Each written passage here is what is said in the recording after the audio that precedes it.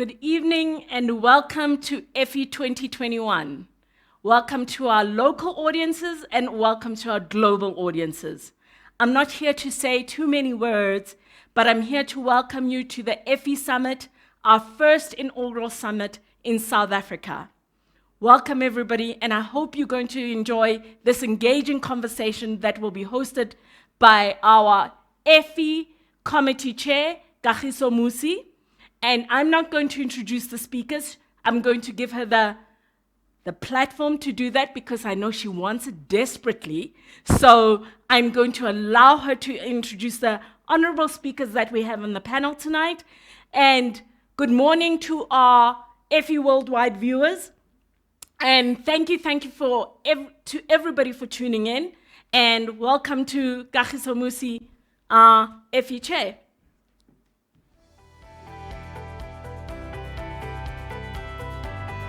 And here we are. Good evening yet again, and welcome from me to the first Effie Summit South Africa, where we're going to have a chance to chat to some industry greats, voices and thoughts of people that you've told us you wanted to hear from. A very, very special welcome to all our virtual attendees, locally and globally. Now, due to the pandemic, we've been asked this question, so due to the pandemic and safety protocols, we've elected to keep our program virtual. And also, it just really allows us to not run a hybrid program because we do have international audiences here. But thank you for taking the time to sit in yet another online presentation, an online discussion, no doubt with all our industry people after countless Zoom and Teams meetings throughout the day. But believe me, the next hour and a half, maybe two, will be worth it. We have many hashtags for this evening and social media accounts that we'd actually like you to follow if you're already not following them. So our Effie hashtag is hashtag Effie Awards South Africa. Please use it tonight and use it tomorrow, and I'll talk about that a little bit. And then the other one is hashtag Effie Summit SA. I'll repeat those two, hashtag Effie Awards South Africa and hashtag Effie Summit SA. And then our Effie handles on Twitter, we're at Effie Awards SA, and on Instagram, at Effie South Africa. My name, as it's been said, is Kagiso Musi. I'm the chair of the inaugural Effie Awards South Africa and also the group managing director of Meta Media. But today, I serve as your host and facilitator. My Twitter handle is at Kagi_Musi. Ladies and gentlemen, Effie is a not-for-profit global organization whose purpose is to evolve marketing effectiveness across the board. It leads, it inspires, and it champions the conversation of marketing effectiveness from an education perspective, from an awards perspective, and those take place tomorrow night. So please go buy your tickets, and those who are attending, please be there on time. I think the team has prepared a riveting evening for us tomorrow. And it also champions ever-evolving thought leadership initiatives, which many of you in South Africa would have been a part of in the last, I think, 24 months that the team has actually run. But importantly, and one of our panelists, who is a consummate strategist, will talk about this a little bit later on. Importantly, I think Effies will help all our budding strategists out there to really start to understand what those first-class insights actually feel and look like. Insights that allow us to produce creative and strategic work that produces results, right? Because that's actually the conversation that we hear about today. Alongside the Effie Awards is the Effie Summit, which is why I'm on your screen this evening. And the core of the summit is really to reinforce the role that the broader marketing communications industry has in ensuring that there is business success. I think for the longest time, our industry is always put at the last piece where it comes to business results. But now, with the C-suite sitting where it is sitting now, we need to be having conversations about what ROI looks like and how you start to turn that needle. And then tonight, we'll explore effectiveness in marketing in relation to challenges and opportunities that times like the ones that we're sitting in with COVID, right? What those challenges and opportunities look like and what they're able to punch forward for us to actually do work. And then explore topics around client and agency relationships and why that's actually important to create work that actually works. Therefore, the summit is almost like a masterclass with captains of industry that you'll hear from shortly. They'll deliver their thoughts, they'll deliver some insights into how they have won as individuals for the brands that they actually work on and the organizations that they actually represent. We'll also bring you a keynote from somebody that I'm really excited to hear from because he's very busy on the social streets, but an address that touches on the tangibles, the actual tangibles of how a brand and a business can thrive in turbulent times. Now, this is not a theoretical question. See what I did there, Theo? But it's actually a story that's based on real insights with real business results. A little on that later.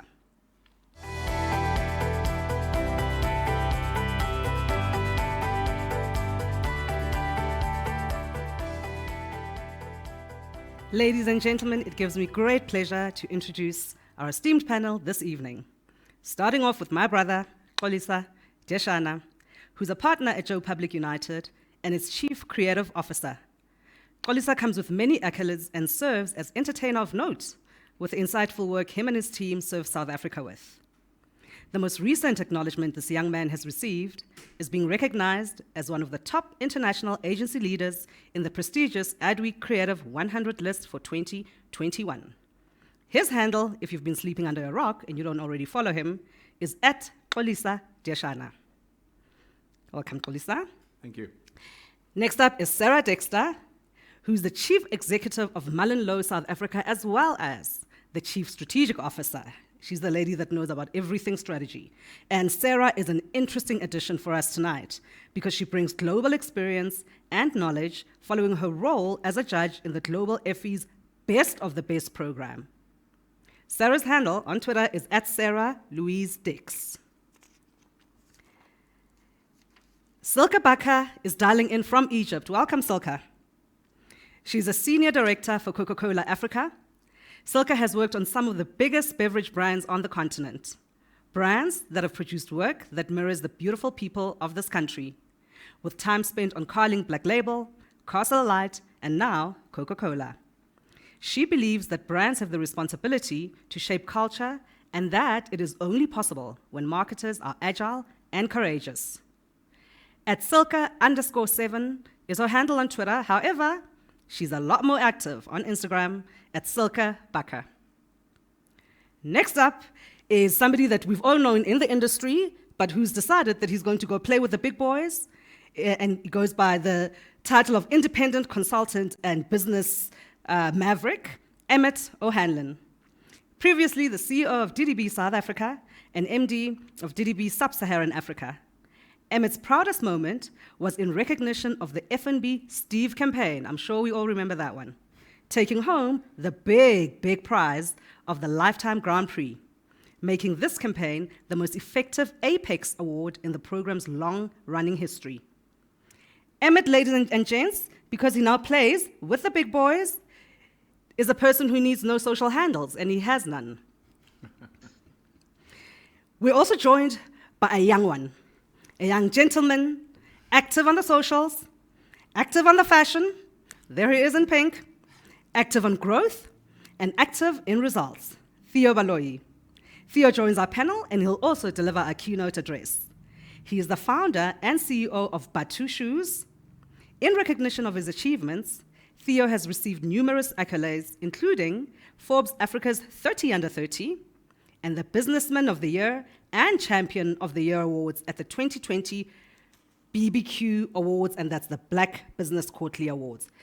Theo's Twitter handle, if again you've been sleeping under a rock and are not following this young man, is @Theo_Baloyi01.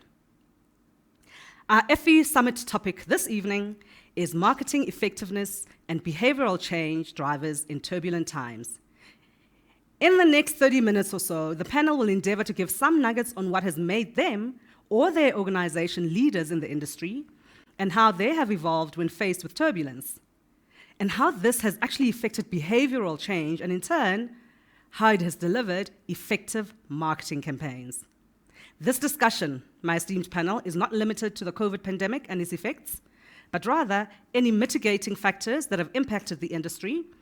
I'm talking about things like the 2008 financial downturn, the entrenchment of digital, the ensuing decline of linear television, the social tapestry that we see coming out of the social networks, as well as content being driven by consumers and any other disrupting factors that have actually hit the industry. So on to question time. Silke, I hope you're ready, because it's ladies in Egypt first. Ready, I'm ready to go. In your career, you have worked on some of the biggest beverage brands on the African continent and have stated that you believe in the power of dream teams. I believe in the power of dream teams too.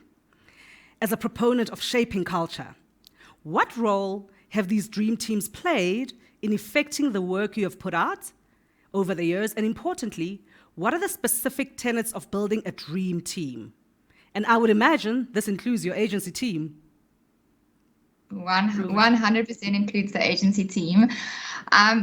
Once again, thank you for inviting me. It's really good to be here, and I'm sorry that I'm not in person with you guys, especially you, Theo. It's nice to see you, and I'm glad that you're opening store after store. So maybe let me start with the premise of a dream team and kind of how I see that. A dream team really is hiring for culture add instead of culture fit. So when you think about corporates and big agencies, a lot of the conversations over the years have been, oh, you have to be culture fit, you have to have a certain type of personality, and that those times have changed. You know, the world is so diverse.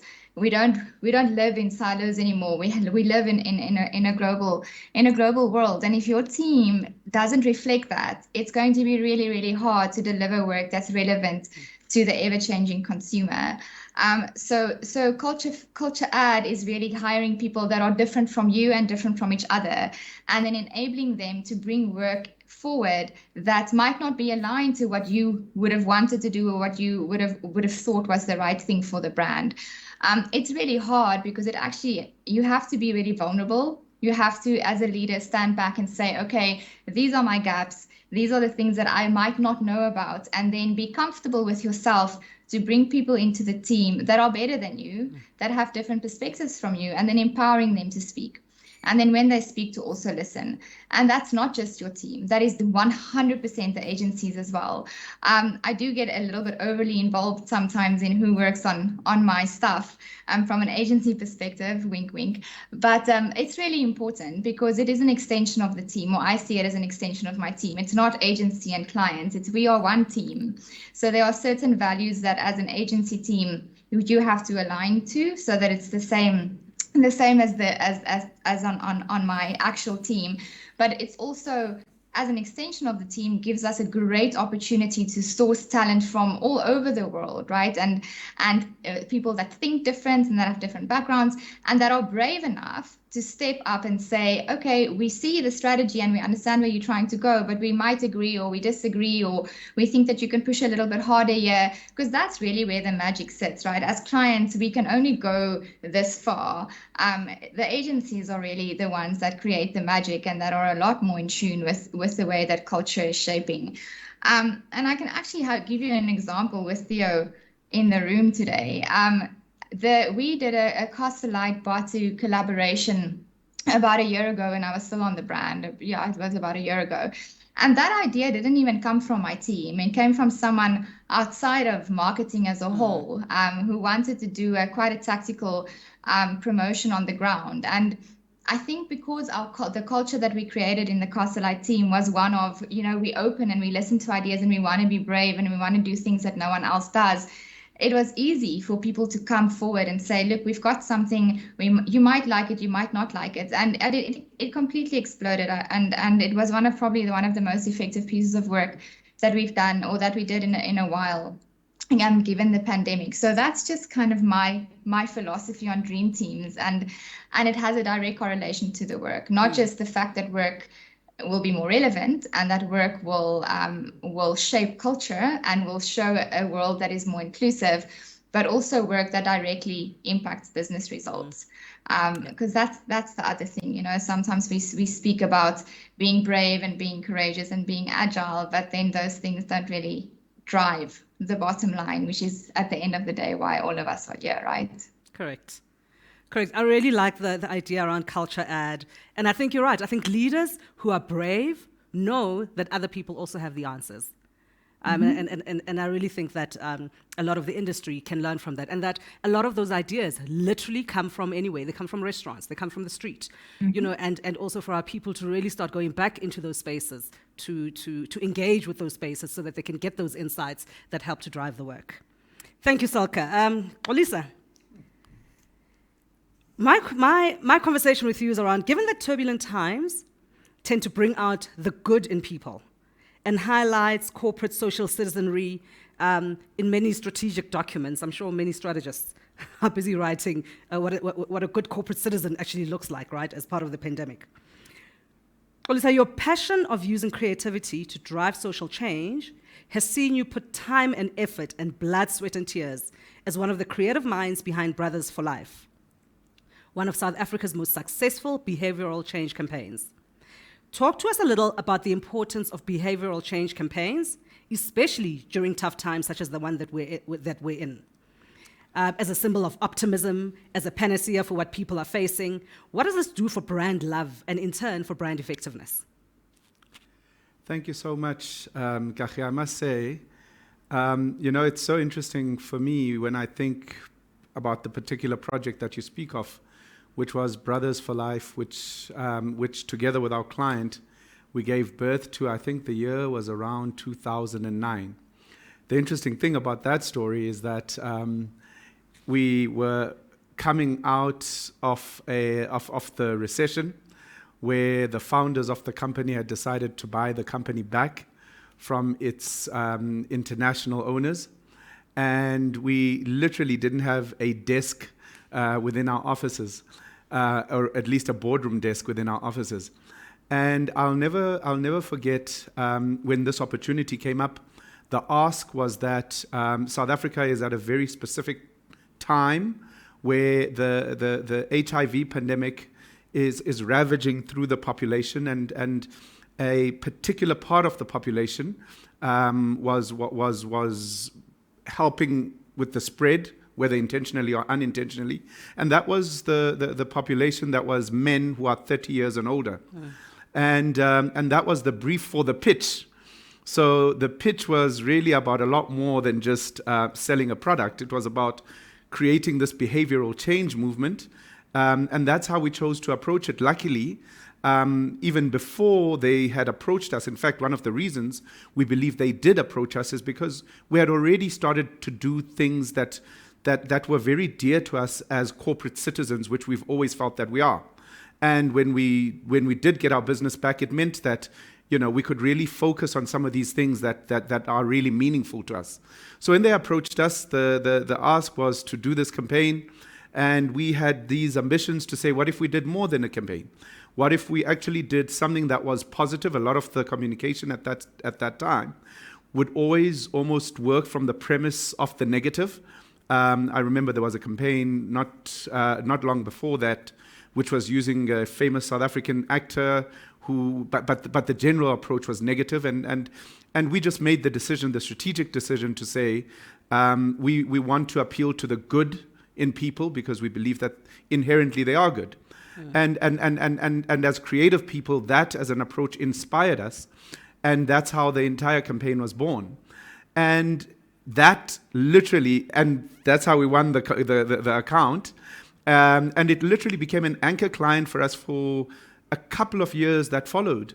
And the tonality of it and this sort of social responsibility space became one of our identity myths as an agency, where other clients then started to see what we were doing in that space and would approach us right up until today, where a lot of the work that we do is about addressing that.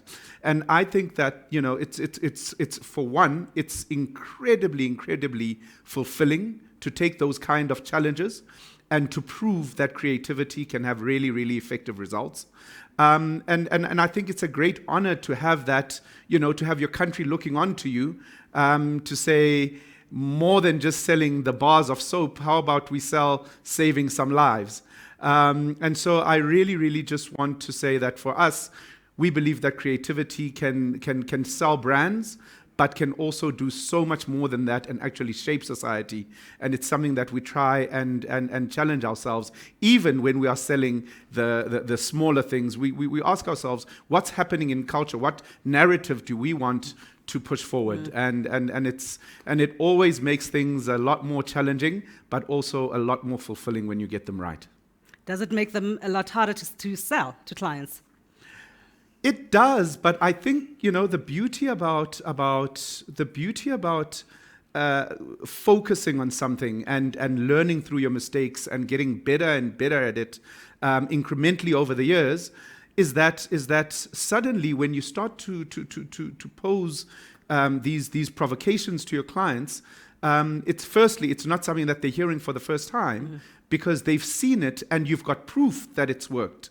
So I do think that it's been a long journey for us, but I look as an example at where we are today, where we're trying to get people to wear masks, where we're trying to get people to vaccinate. And once again, that's another perfect example where a client came and approached us and said, based on the things that we've seen you do, can we work together with you to try and bring some of these behavioral changes and make them fashionable in our society? So I just think it's one of those things that if you choose to focus on, it just keeps growing and it keeps growing, and I think it keeps growing your people and of course your clients, because you take those lessons and then you apply them to other brands as well. Fantastic. And I think the great insight for me there, Xolisa, is that you really tapped into the most basic human reality, that we are inherently good. I mean, it feels like it's an insight, but it's such a real thing that we live with every day that we often just completely overlook. And I guess that's why those campaigns actually worked the way that they did. My next question is to Emmet. Now, having won a gold Effie yourself in Paris a few years ago, let's talk a little bit more about effectiveness. During your time as CEO at DDB, you and your team won the Apex Awards Lifetime Grand Prix, making it the most effective campaign of the year. Now, what in that campaign made it so measurable that it could deliver on clients' business results? I mean, most of us have read the case study, right, of the success of that campaign and what it actually did for the bank. Which is exactly the place that agencies should actually play in, the place in which you can drive effectiveness that really, really starts to move the dial, the ROI dial from a client perspective. So Emmet, what was it in that campaign that was so measurable that it could deliver on the client's business results? So I think the really important thing with getting to effective advertising, and I wish we could say that, we sat down and we went, FNB Steve is going to be the one. I think we were as surprised by where it got to as everybody else who was out there. And always bear in mind that any campaign has the potential, if you give it your all, any campaign could get out there and it could achieve great things. So don't just look for the ones that seem as if they could be effectiveness case studies. Try to look at them all and just think, how can we make this as effective as it could possibly be, given everything that we've got at our disposal, given the resources, the budget, et cetera, et cetera. And how can we even, turn some of the budgetary, constraints or requirements, in our favor. And with FNB Steve, I mean, there was a particular thing with media. As everybody will well know, changing your bank, changing your insurance, it's not something that you do on a whim. It's not like choosing a different pint of beer tonight in the pub. It's something that you have to put real effort, real thought into, and then you actually have to go out and do it and do something. And a big insight for us in developing that campaign was that it's not about giving people one message, one time or for a month, because they'll probably agree with it and go, I should change banks, but you know what, I just can't be bothered. And so we said, let's take that budget, and instead of doing a short 2-3 month campaign, we're going to blitz it for 3 years on radio. We're going to nag people. But importantly, we're not going to nag them in a way that irritates them, because that'll be counterproductive. We're rather going to nag them in a way that entertains them. Hence, we're going to create a radio soap opera where we can go back with messages, with a character who's endearing, and we will keep that narrative going and going and going. And eventually people are going to give in. They're going to go in and go, right, I'm going to change, 221 executions later, I've got nothing left. I can't, your arguments have knocked me over. I'm like a skittle at the end of the bowling pin alley, I'm going to do it. And, as much as the creative side of things was appealing, was strong, the media approach also made a huge, huge difference to that campaign being successful. And I think we've heard some great things about creativity. It's absolutely crucial. Just try to be creative in as many different areas as you can. How can you be creative with the media? How can you think of different ways to do that? How can you be creative with the messaging? How can you be creative with the type of advertising, the type of communication that is done on this category? What can we do to change it up, to surprise people, to give them stuff that they're just not expecting, that's not going to be normal, but is still going to be relevant? And I think the thing with Steve was that it pushed a number of buttons. It had the character. It also had a number of really good benefits in there. It wasn't just a great story. It wasn't just an amazing soap opera, that people loved. It had within it a core of very differentiated benefits, things that were relevant to people, but they were delivered in a way by this character that just made them appealing. They were delivered over time so that you couldn't fail to get the message and ultimately to act on it. So Steve was really, I think, a success of many parts when you look at the campaign and what it was. There were also a couple of things behind the scenes which I think are relevant for effectiveness in any category, for writing a paper, for developing a piece of work. And probably the biggest one, and I'm sure Silke will agree, is that it shouldn't just be an agency show. FMB Steve was a campaign which we developed with the client, and the idea, original spark actually came from something that was client side, but then was developed together because we had skills to bring it to life and, importantly, to make it live for a long period of time. And I know for a fact, having written a number of effectiveness papers for IPA, for Effie's, also for Apex, that to have an effectiveness paper that wins, if you've got a good story, it means nothing unless you've got the data to back the story up and to prove your case. And most clients, most corporates, the natural approach is we need to protect our information, we need to protect our professional secrecy, all of those things. And if that information is going to be released, and it never ultimately causes a problem, but if it's going to be released, you've got to have people's trust on that side. Your client's boss has got to see what this is, they've got to believe in it, and you're not going to be able to have those conversations as effectively as your client is. So work with them. All of our papers, our clients' names were on them as well because they helped develop them as much as we did. Don't try to own this thing 100%. You'll still get the glory. You can still have your own gong on the wall. It'll all be fine. Do this as a piece of teamwork and you will get a lot further. Thank you, Emmet. Three things that stood out for me. You worked within your constraints. I know agency people love to complain about budgets and time, but you work within your constraints, and I think that's such an important point. But also you chose a medium. You actually focused on a medium, and then you played the long game. Fortunately, you had a client that actually believed in that. And then also you used the entire process to build useful data that you could then build on and use for other things. And I think those three things are such important takeaways from what you've just said. Thank you. Sarah, are you ready? Always. So you've judged the Global Effies not once, but twice, including the Effie Best of the Best. And you and I will have a conversation about how that happens, right? Like, when you're judging best of the best, it means you are the best of the best. But because of that, you will have seen undeniable results that are impeccably presented. What have you, with a strategist lens, learned from the cases that you judged? What insights can you share in preparing a winning case? And in turn, what metrics should make one stand out? All right, so how do our people prepare winning cases? A little bit late for this year, but there's Effies next year, and I hope all of you have got your pens and papers to get some nuggets from Sarah. Over to you. Well, actually, it's not too late, because for next year, you need to start writing now. That's the first piece of advice.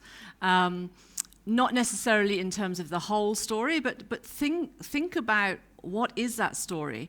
And that's I think, what differentiates good cases from bad cases. The really good ones that stand out and actually go on to win is when you read it like a story and it flows and you understand and you're actually quite engaged in the story and you want to know the results. And you almost feel a little bit part of it for some reason, even as a judge. So really, really get started very, very early. And to Emmet's point, because you need data. Because if you think you're going to write an Effie paper or any effectiveness paper that's going to win and you don't have data, forget it. You are delusional, because how is there proof? And I think what's important to remember is it doesn't always have to necessarily be commercial proof. It depends on the objectives that you're setting up. So that is one thing that, again, differentiates good from bad. So the really good case studies clearly state with a measurable objective, or two, it can be more than one objective, and this is how I'm going to measure it. The really bad ones say, we wanted to raise awareness. It's like, okay, but where are we starting? And is a 1% increase in awareness good? Is it bad? And in fact, sometimes, a small percentage increase is actually really impactful depending on the context.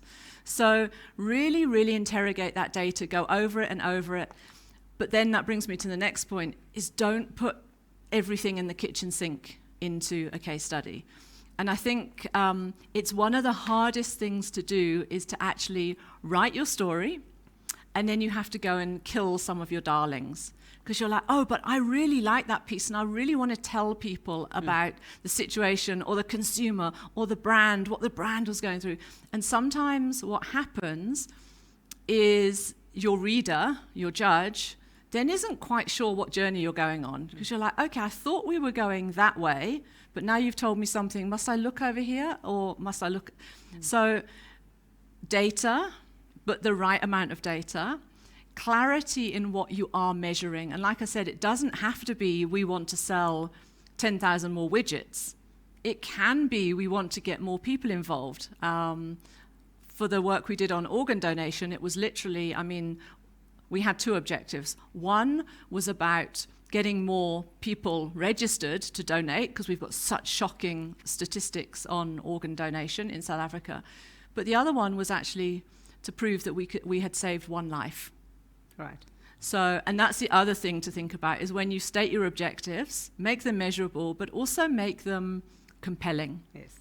So why would you, okay, that makes an awful lot of sense. So get started, be simple, and back up what you're going to say. And just tell me the story, because especially in the early rounds of judging, there's a lot to get through. And sometimes you can read and you can judge, and you can read and you can judge, and afterwards you're like, jeepers, I can't actually remember that case.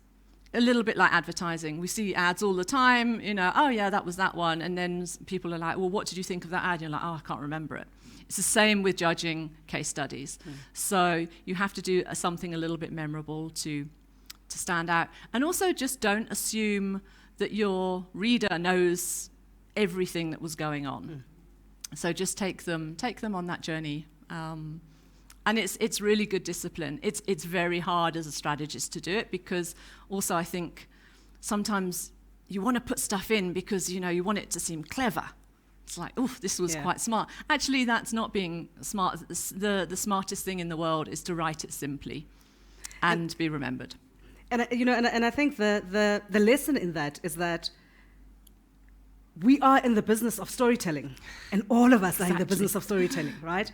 And oftentimes, whether it be clients or it be the non-creative advertising people, they think that that's actually the job for the creative person. And that's actually not it, because everything that we do, from when you're standing in front of a client or taking a brief, is literally crafting towards the end of that story and building something that can really start to change stuff.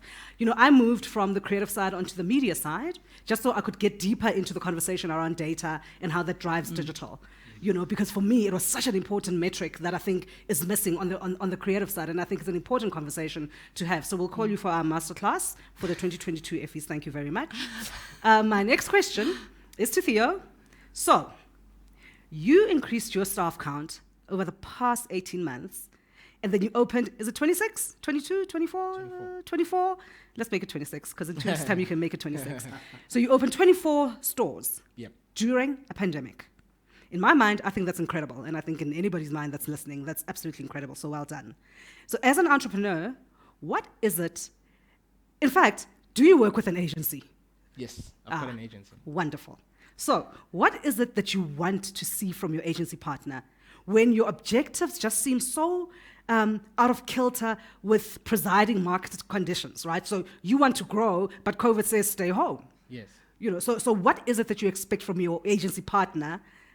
How do they support you in making sure that you get the results that you want? I think the most important thing is that, you know, your agency needs to understand, you know, your vision, you know, and also understand your brand promise, you know, and you spoke about data and insights, you know, and I think it's their role to really go out there in the market to say, you know, this is your brand promise, this is your vision, and your audience or your target market, you know, this is where it's sitting, you know, anywhere in the world, you know, and we're going to go out there and get the data, you know, that is going to help us amplify your brand promise so that we get the messaging across to your clients, you know, and hopefully and obviously with an effort to convert that into sales so that we can, you know, contribute to the bottom line and grow the business, you know. And as a businessman, as an entrepreneur, you're concerned about a lot of things, you know, strategy, growth of the business. The last thing that you need to stress about is the brand aspect of it, you know, and which is very important. So, for instance, I'm an accountant by profession. I only know little about marketing and advertising and brand. So I need to appoint an agency that really understands my core purpose, my core vision, and really understands my target audience and has the means and the resources to put the data together and help amplify my brand promise. I think if I get that support from the brand, which I've gotten from my agency, you know, I think it helps me to focus on the strategy and the growth of the business. Sure. I'm telling you, agency leaders, agency people, if you're not building data banks right now, I'm telling you, in 5 years' time, Emmet and his friends in the consultancies would have taken over this entire game. Because I think that's where the rubber hits the road now. You know, it really is about building data, building data banks that people know how to use and that become useful in the work that they actually put out. I'm going to try to take some questions from the floor. Let's see if there is anything in here. Silke, are you still with us? Yeah. Yes, I am. There's a question for you, and it is, what do you believe agencies can do to really tap into insights that can help them produce work that lines the fabric of society? And importantly, obviously, driving effectiveness in sales. Yeah, look, I mean, that's an interesting question. And it's not just agencies, it's clients as well. You know, I echo what's been said tonight, is that it's really a joint venture. It's not the one part of the relationship doesn't stop and then the other one starts. It's something that we build together. And all of us need to shift. It's not, you know, back in the day it was, we did lots and lots of research and then you got lots and lots of insights and then you had 6 months to build something and really craft it. And unfortunately, that's just not how the world works anymore. You know, everything changes at the speed of light. There's something new trending every day. So all of us have to think about mining insights very, very differently.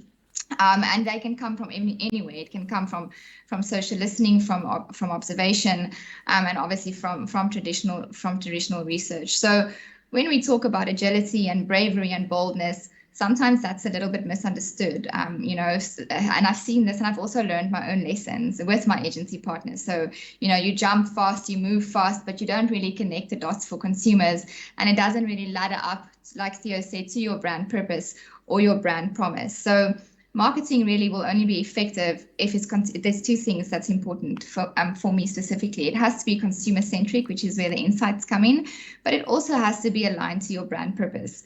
We can't just jump on anything that's trending at the moment if it's not a relevant space for you to play as a brand, you know. So agencies need to change, just like clients have to change. We need to move faster. We have to be braver.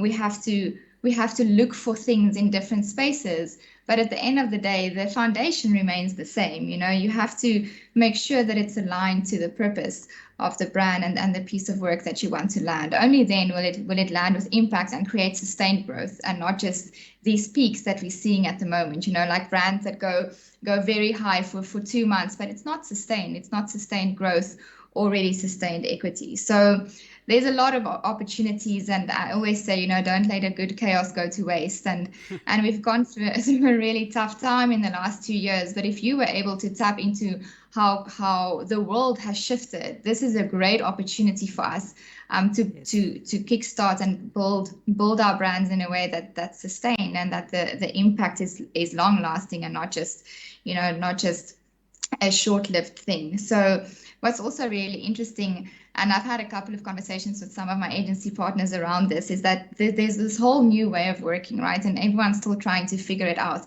But there's no more excuses now around, you know, we can't bring the best talent, or, you know, these people are living in different countries. There's no more boundaries or barriers. We can get whoever we want to work on the accounts that we want, or that we run ourselves. You know, there's really no more, I guess, reasons for us not to bring in the best creative that might sit in Nairobi, you know, or the best strategist that might sit in India. And that's been such a phenomenal change, shifting and pivoting into Coca-Cola, is that I've got a team that sits across the entire continent and obviously across the world. And I get to work with agencies all around the globe, but we all come together for a common purpose. And that might be something really interesting to think about from an agency perspective, is how do you build this team and this diverse group of people looking outside of just what we know? Because there's no more reason not to do that. So our responsibility as brands, and I say this a lot, is to shape culture, but to shape culture in a way that's relevant to the product or the brand that you work on. There's a significant lack of role models at the moment in the world. You know, there's people to look up to, but if you look at what's happening, it's not. We lack a little bit, or actually a lot, role models and people that stand for the greater good. So as brands, it's our responsibility to step up, right? So the amount of money that we spend on marketing cumulatively as big brands far surpasses what comes out of Hollywood, or what comes, you know, out of gaming at the moment, which is bigger than movies. So, you know, we have to make sure that we portray a world that's worth living in, and that we shape culture in a way that is positive and allows all of us to progress. And you can only do that if you're brave. You know, you can only do that if you take a stand. And it's hard. It's hard, especially if you work on big brands like Carling, Castlelight, and now Coca-Cola, because these are brands that are loved by many, and not everyone's always going to agree with you. So you have to be brave. Your team has to be brave, and your agency has to be brave. And when you hit the sweet spot between a real consumer insight, and then that aligns to your brand purpose or your brand promise, that's really where the magic comes from. And I mean, the Steve campaign is a great example of that, you know, and I still remember every single ad, and you know, which is probably testament to how effective it was. But it was very clear what the guys were aiming to do, but it also ladded up to the brand purpose, and everything that the company did thereafter aligned to that, you know, like, let's make it easy for people to switch. Let's make it easy for them when they're here. So it's not the work can't just stop at the creative. The whole everything needs to deliver on the promise and on the purpose thereafter, which hopefully links back to the insight. Thank you, Silke. That's an extensive answer. And you know, the interesting thing about the conversation tonight is I think it's things that we inherently know, But it's things we just never, ever do. And as agencies, it's just madness, right? And the lovely thing about me right now is that I can say anything I want about creative agencies because I'm no longer in the creative space. You know, I'm in where the people talk about data, you know, so I feel like I won't be offending anybody. So, Xolisa, there's a question for you, but I'm actually not going to ask that question. I'm going to ask you something slightly different. The question for you is, how does somebody get to work at Joe Public? So I won't ask you that because it's got nothing to do with effectiveness. But Silke started to answer a question around what the agency of the future actually looks like, given that culture plays such a big role, given that data plays such a big role. What sort of agency do you build to sustain brands going forward? Yeah, listen, it's a question that I think not just South African agencies are trying to answer at the moment. I think agencies throughout the world are trying to answer. And the interesting thing for me is I can only speak about ourselves. But around the time that I was speaking about, when we pretty much had lost all our clients, we really had to ask ourselves some really difficult questions, like why do we exist, which is the purpose question, right? And it was around that time that we decided to be a purpose-led agency, and we decided to rally everything around our business around this idea of growth, to be the fertile soil that grows our clients, our people, and our country. And essentially, that has informed every single one of the steps that we've taken as a company since that time. And I almost feel that for me, it's the difference between being proactive and reactive. I don't think that anybody, for instance, could have foreseen the pandemic. We're just having a conversation, actually, where Emmet was telling me about how he left his previous agency in Christmas, had no idea what was about to happen, but February, March, we're talking about a very, very different country. Yeah. So I think for me, if in terms of you and what you stand for, your purpose, we've learned that our greatest achievements, as small as they may be in the bigger scheme of things, have been because we have started to define our purpose, and we've started to put that at the heart of everything that we do. If we're building on a new part of the business, it's around our purpose of growth. If we are bringing on a new client, we've got questions that we can ask that all get back to that core of what it is that we exist for. And I think if we can do that, it really, really does help to anchor us and almost become a rudder in what I believe is an ever-changing world. I always make the joke, I say, if you just think about how quickly the world moves in communication. One of our clients last year but we picked them up last year, is Solidarity Fund. And I remember, if you remember at the beginning of December, suddenly we were starting to enter wave 2. Yes. And this is around the time that our relationship started.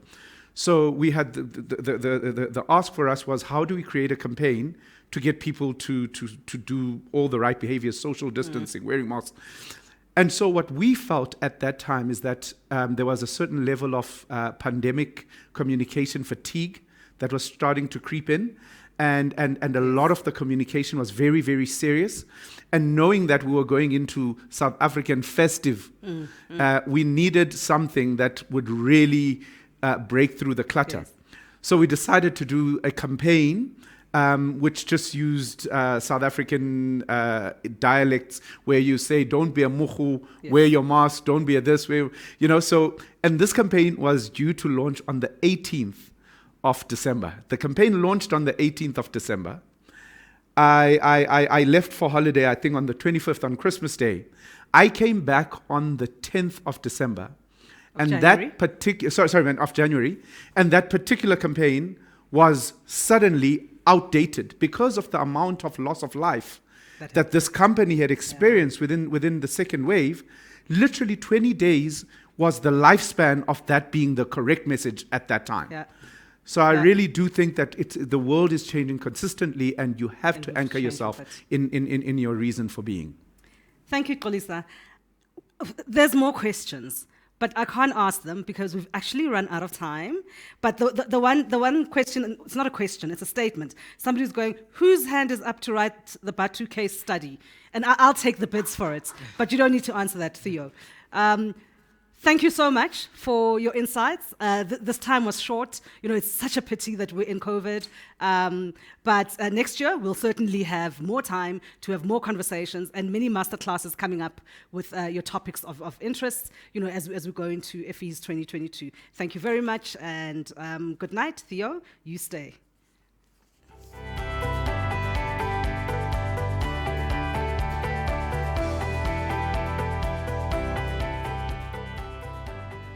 As he said, he's a qualified accountant who sharpened his pen at PwC, but then he turned to be a creative entrepreneur and a social change driver. I'm the one that actually put that in there because I think that really is what you're about.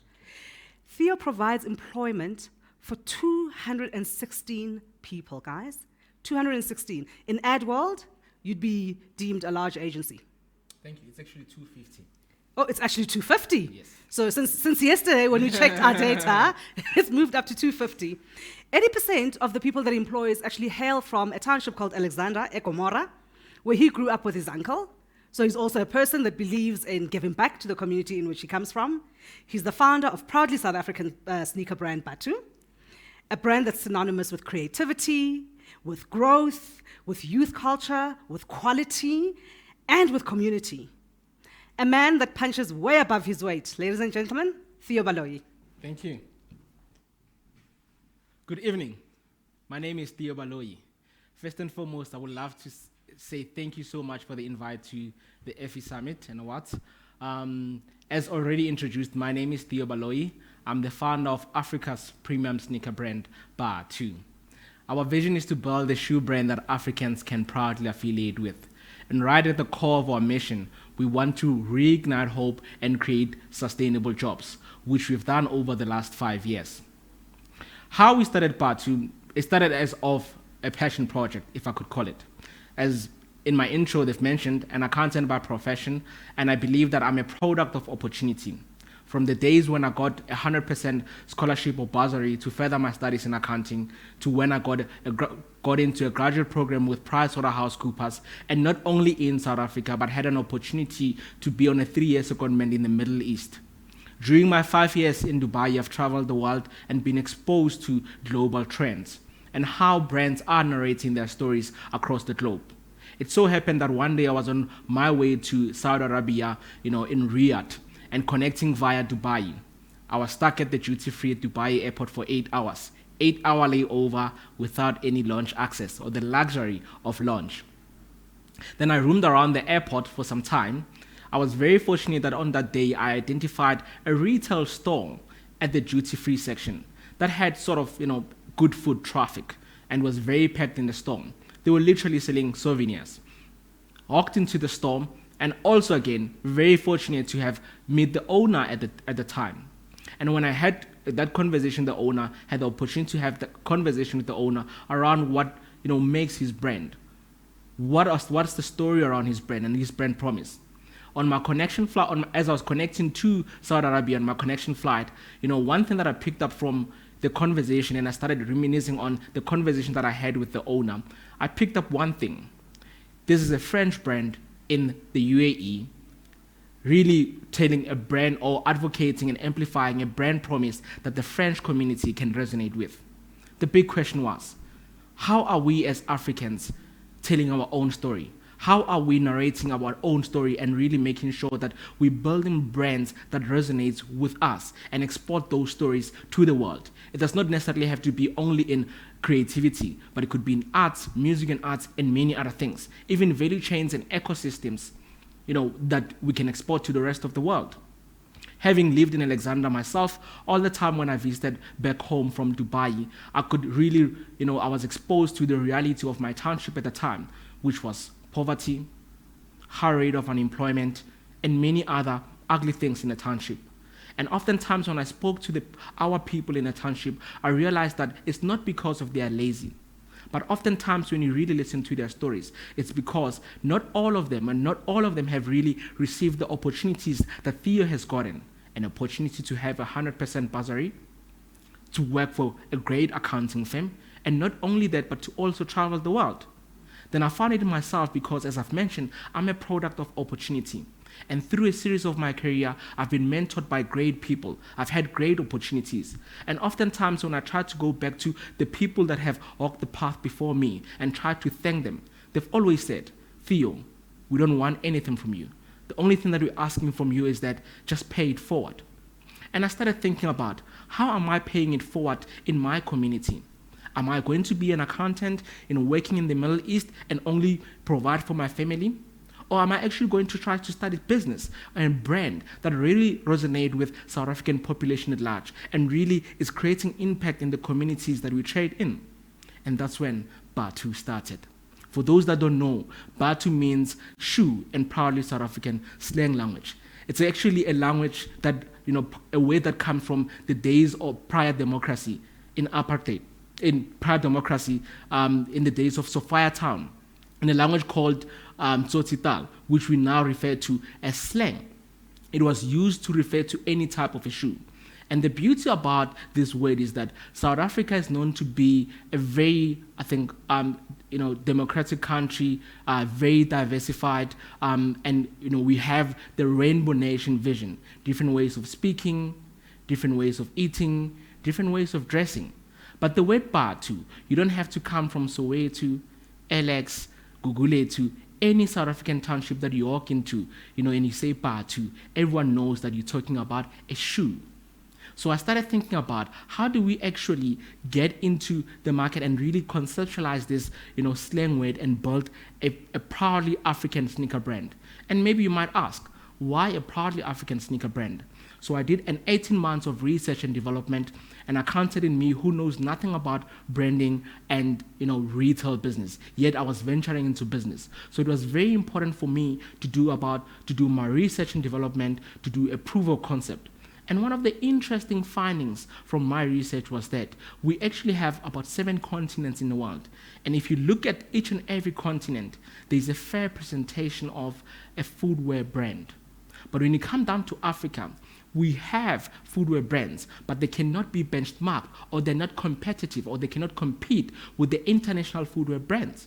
You might ask, what do you mean, Theo? I mean competing in terms of product development, market share. We can even take it further to CSI. Yet, we as Africans are consuming so much of sneakers in the continent. So how about that? I actually built a sneaker brand that can resonate with us and telling a proudly South African story to the world. South Africa, as I've mentioned, is known to be a diversified country. 11 official languages. But let me tell them about this one specific story that really unites, South Africans as a whole, and that talks about shoes. And while at it, I can go back and reignite hope in my community and create sustainable jobs. 5 years later, here we are, Bathu, a proudly South African sneaker business.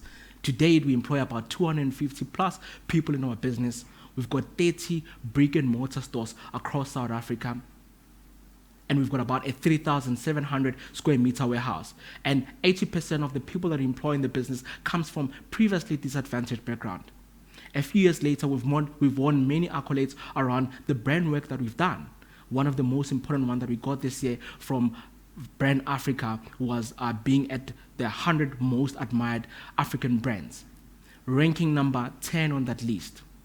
A study conducted by Brand Africa, over 3,500 unique brands, 80% of African consumers, 28 countries that constitute of 80% of African consumers. Here's this brand that comes from a room in Alex, sitting comfortably at number 10, alongside brands like Dangote Group, MTN, DSTV, and Bathu is sitting number 10 on that unprompted list. And for us, it speaks to our vision to become a sneaker brand or a footwear brand that Africans can proudly affiliate with. And we are because of the people. But Bathu, ke Bathu for Bathu. Or Bathu, ke Bathu, ka Bathu. And that's what we are. For those that don't know, it means we are because of the people. And that's what exactly happened with our business. From a room in Alex, we have been supported by the masses. People have bought our products. People have advocated for our brand promise that speaks about walking your journey. We want to be a shoe of choice to anyone who's on a journey of greatness, a journey of impacting change, a journey of following your dreams, a journey of becoming the greatest version of yourself. We want to be a shoe of choice on that journey, because think about it. You don't put in a shoe unless you go somewhere. And for all those people that are on a journey of impacting change and building the real economy and building great impact in the world, we want Bathu to be a shoe of your choice. And that's who we are.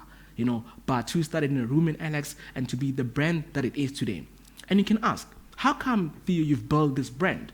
We were very fortunate to start in an era of influencer marketing when social media was really booming and people were using social media platforms and different mediums, to really communicate their brand promise. Influencer marketing was one of the tools and the mechanics that brands started using to activate, to really have influencers and advocates that really connect with your values and your brand values and resonate with your vision.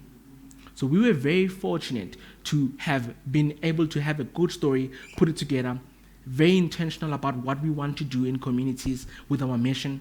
And we went ahead and been very fortunate to have presented our brand promise and our vision to the right advocates or to the right influencers that really resonated with the vision, and they really advocated our brands without asking for any sort of money or payment from us, because it's a brand promise that resonates with where a lot of them come from. And with that being said, these influencers and brand advocates are really exposing us to the right target market, to their audience, in a number of followers that they have when they go and do their shows, when they speak about how they're giving back and how they're helping other brands, local brands actually tell a proudly African story and build brand South Africa. Those advocates came on board and really helped us build this business. And you might say, Theo, 24 stores, pandemic, how is that possible? So we are very intentional about how we're building our business. The accountant in me did a study, 18 months of research and development, and really one of the things that I really did about it, I've worked on a number of projects in my days at PwC around deals or mergers and acquisitions. And oftentimes we see this trend happening a lot in tech companies. When they start, they do a proof of concept and they sell equity. One of the things that I've asked myself to see, I've never actually seen a balance sheet that is got 100% equity in a business that has started from humble beginnings and has scaled and has created impact with their own resources. So, like I said earlier on in my introduction, it was a passion project. So I wanted to really create impact in my community and really start to prove to myself to say, can I really build this business, on my own and really scale it without selling any equity? And that's how it started. But I was very intentional and smart about it, that in unfavorable times of the pandemic, that strategy worked for me. What's the strategy, Theo? So the first 2 years of my business, I was a high turnover business and low cost. And I never opened any brick and mortar. So I really built my working capital. The genius thing that really worked for us, with that working capital, year 3 into the business and going into year 4, the pandemic started, we obviously experienced a global pandemic. And then I had built enough reserves to sustain and to keep on growing my brand, even when times are unfavorable in trade. And because my brand and my business, is rooted in the core purpose of really reigniting hope and creating sustainable jobs, I've already built a clientele and success stories that people resonate with. And it's not just a vision and a mission for PR. It's a mission that people in the communities that we trade in, they can see the people that we are transforming, the lives that we're transforming in the communities. They can see the impact that we, creating in the communities. So when times are unfavorable and we are, encountering or we are in the middle of a pandemic, a global pandemic, the right people who really support and root for the brand and really connect for the brand, they will still go outside their means to really make sure that they support Bathu, because our core purpose speaks for itself and it speaks to the right people. One of the things that we've done was our new CSI initiative, which is Bathu for Bathu Care Project, an initiative that really aims at giving and donating school shoes for free. in the next 10 years, we want to donate 1 million pairs to underprivileged, school, kids in the townships and communities. Starting with 100,000 pairs of school shoes this financial year, FY 21-22. And of this CSI and how we started it, the very same way we started our business, we took the proceeds, which is the support that we've gotten from the people, and the support that we've gotten in, monetary terms and non-financial terms. We really took all of that and put the resources and invested in this CSI project with our own returns, with our own money. We didn't go and say we are seeking for a corporate sponsor. Yes, that's a long-term vision. But to show that we aim and we want to create impact, we started with our own money. There's a saying in Zulu that says, abantu bakholwa kumoto hambayo, meaning that people believe in a moving car. And that's how we started our CSI project. And that's the impact that we're talking about. We're not just a brand that is for profit, but we're a brand that is for people. I can talk the whole day about Bathu. Thank you. You're a brand that is for people. I love that. And I think you've built it exactly like that. There's, everything you've spoken about now makes me think of a saying that says, you give a child shoes, you help them walk a mile. Sure. I think your entire business principle is actually built around that. And interestingly, this is exactly what Xolisa was speaking about. Yes. Right, when he was referring to what they did for Brothers for Life, that it's actually rooted in an insight that is about the people and what it taps into. There's a question here for you. Yep. It's a very clever CA question. Ish.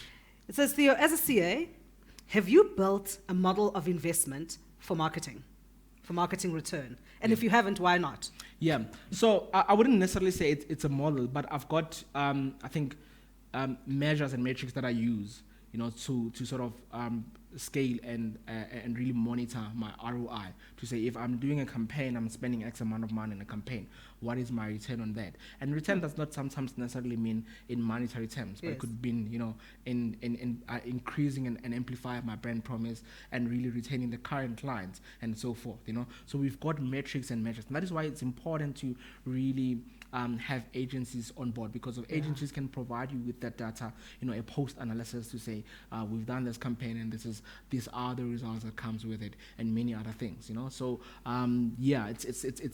it's metrics and mechanics that we use in the business. I don't know if that qualifies as a model. Yeah, I don't think it's a model, and I suspect that Karabo Songo, who asked the question, will be getting in touch with you to say, build the model. Let's build the model. Yeah. Another question here is about using social influencers to actually drive the business, which you obviously did a lot of that with. Yeah. So talk to us a little bit about how that's worked for you and why the people that you chose to go with. If there's one thing that some people believe in luck, some people don't believe in luck, some people believe in timing. I think for me, when it comes to social, or influencer marketing, it was like literally the right time because it was the new in thing, And I think even my approach, because I didn't have the budget to really do paid campaigns and paid partnerships, and I really relied on my vision and my core purpose. So everyone, I kid you not, there's so many other people, like if I mention at one end, so many other people that advocated and amplified our brand promise, and even today they haven't asked for a single cent, mainly because when I speak about our brand, it touches home. They know what I'm talking about. And they were like, we want to play our role with the social currency that we've got and the network that we've got and the followers that we've got to try to help this kid from the township and try to build his business, And the people that I've approached is people that, number one, I knew for sure they can resonate with the story. They advocate for the same message. They've got, the same brand values that I've got, and they carry the weight, and they've got the voice in the market. So that's how I approach them. And I used to sell perfumes in the townships, perfumes. So I used to hustle them. Yeah. I mean, they were hustle Somizi at the SABC studios, elevator pitch, literally. Right. I'm saying, hey, Somizi, this is who I am, this is my brand, this is my vision, this is my product, and I would love you to help me amplify it, as easy as that. And I've built it, like that over the years. Yeah. That's very, very interesting. I mean, you're extremely passionate about your business. And I think it becomes so easy to talk about it because it's built on literally the values that I think your uncle, right, must have instilled in you and what Sure. you grew up with, you know, Yes. from Go Alex. You've Yeah. built it based on that, and that's why it's such an easy conversation to actually, 100%. you know, to actually have. What's next for Bathu after you've taken over the world, and we are now at 100 stores all over the continent? What's next? I think next it's, you know, really, you know, building, and I think we've started building that, you know, building a brand that is inclusive. Because if you think about our brand promise and our tagline, you know, it talks about walking your journey. And the beauty about journey, you know, to greatness, it does not have color, size, shape, or anything. Everyone is on a journey. And I would want to see Bathu in the next coming years, you know, accommodating and including everyone, whether all around the world, whether you're in Asia, whether you're in South America, whether you're in Africa or in Europe, you know, you look at this brand and you go like, it aligns with me as a person, the values aligns with me, I love their product development, and I want to walk my journey. Not because of it's an African brand or anything else, you know, look at it and want to consume it anywhere from the world because of the values and who we are resonates with you as a person. Fantastic. Theo, you're an absolute inspiration. I hope a lot of the people that are watching and people who've actually listened to you before, you know, I hope they've really, really taken some lessons from your story and from not just the story, but the all the different building blocks, you know, around Bathu, because I think sometimes people see a product and they think that's all it is, you know, and we wish you continued success. I think the industry is here to hold you up and to support you. So please call in the industry, because as I say, we consider you a large agency, given the number of people that you actually employ. And as we walk your journey further, we bid you thank you very much for joining us. Thank you. Thank you for the invite. And good luck and best of everything on this beautiful brand. Thank you. And to all our viewers, thank you so much for indulging us. I'm hoping that you were able to get beautiful nuggets as I did, you know, this evening from our panel and from Theo. And we'll see you tomorrow at the awards. Good luck to all the nominees. Hoping that a few of my friends are going to have the medals up. But see you tomorrow at the awards. And for everybody else, start working on those cases for 2022, as Sarah said. Good night.